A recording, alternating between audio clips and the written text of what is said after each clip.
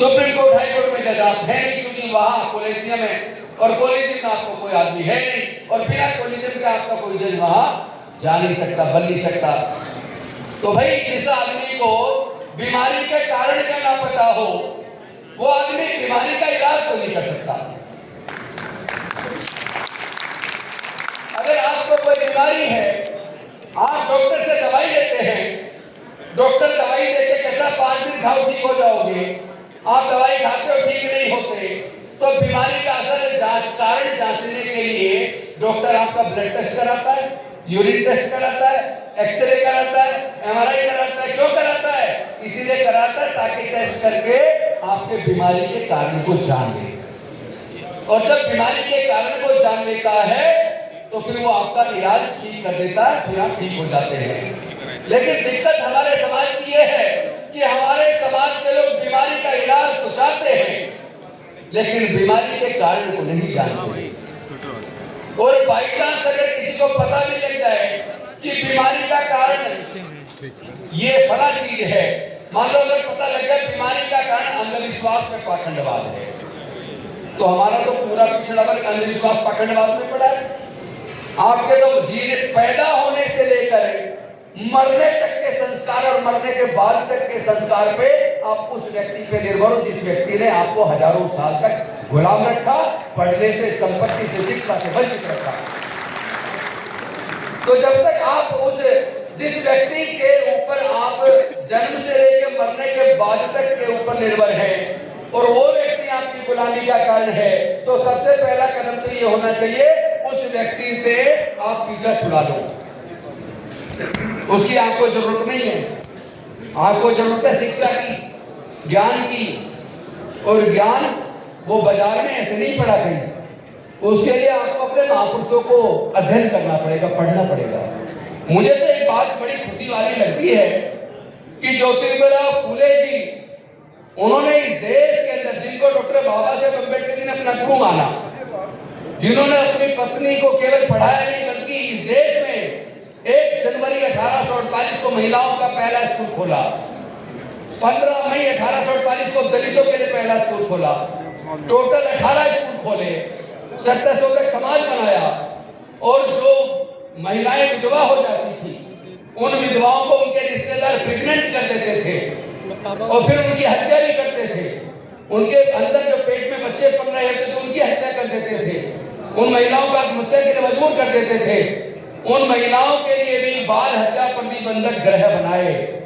तो ज्योतिबा फुले, सावित्रीबाई फुले जो अब से 182 साल पहले कर पाए, क्या आज भी इस देश में अगर कोई विधवा अगर प्रेग्नेंट हो जाए, क्या उसके लिए बच्चे पैदा करने के लिए कोई है बाल हत्या प्रतिबंधक है क्या पूरे देश में? नहीं।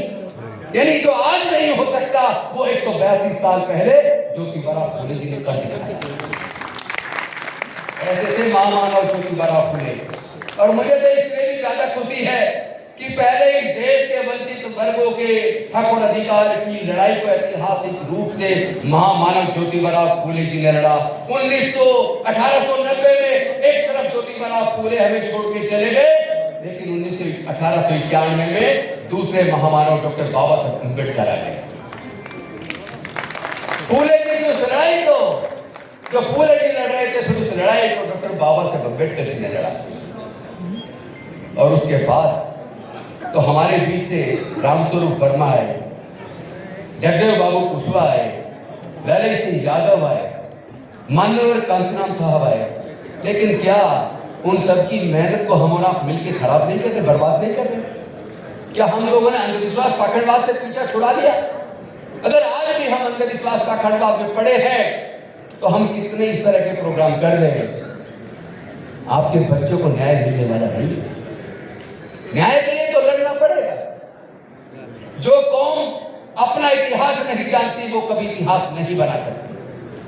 आप लोग पहले सोच के देखो, आप लोग तो वो हैं जो धरती से अन्न उगाते हैं।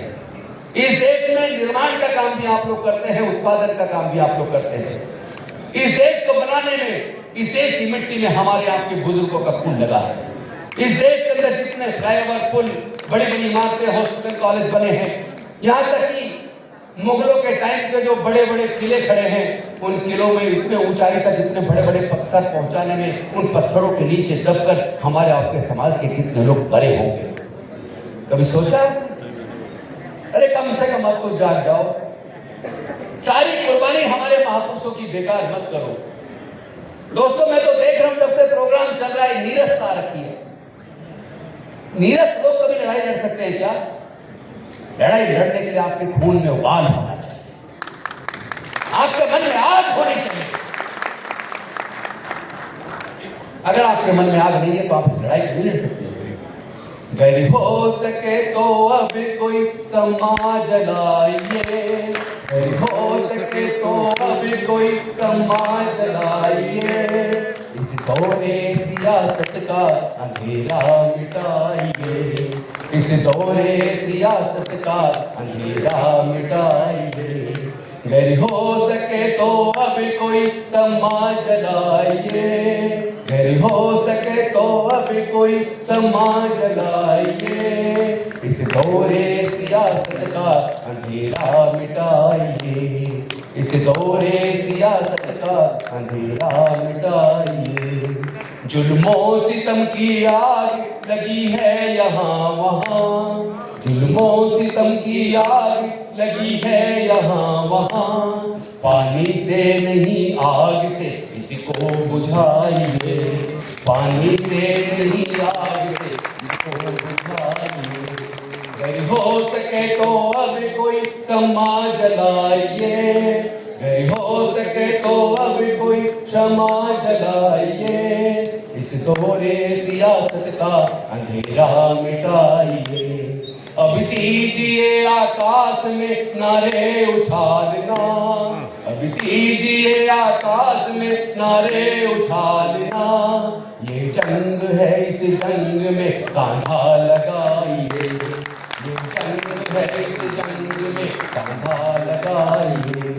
अगर हो सके तो अब कोई समाज लाइए, इस दौरे सियासत का अंधेरा मिटाइए, इस दौरे सियासत का अंधेरा मिटाइए, इस दौरे सियासत का अंधेरा मिटाइए।